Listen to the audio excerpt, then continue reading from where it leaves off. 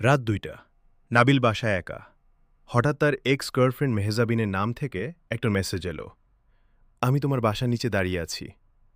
নাবিলের হাত কেঁপে উঠল।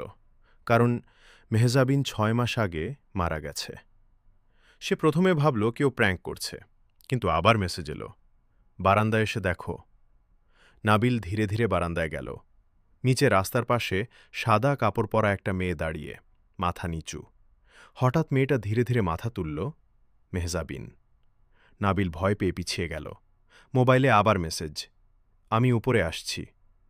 এরপরই লিফট চলার শব্দ। টিং, ৭ তলা। টিং, ৮ তলা। নাবিলের ফ্ল্যাট ৯ তলায়। সে দরজা লক করল। ঘামতে লাগল। টিং, ৯ তলা। করিডোরে কারো হাঁটার শব্দ। ধূপ, ধূপ, ধূপ। তারপর দরজায় ধীরে ধীরে নক। টক, টক, টক। নাবিল কাঁপা গলায় বলল, কে? বাইরে থেকে উত্তর এলো, দরজা খোলো, আমি একা না। নাবিল সাহস করে দরজার ফুটো দিয়ে তাকাল। কেউ নেই। ঠিক তখন পিছন থেকে মেয়েলি কণ্ঠ, ওখানে না, আমি তো তোমার রুমের ভেতরে।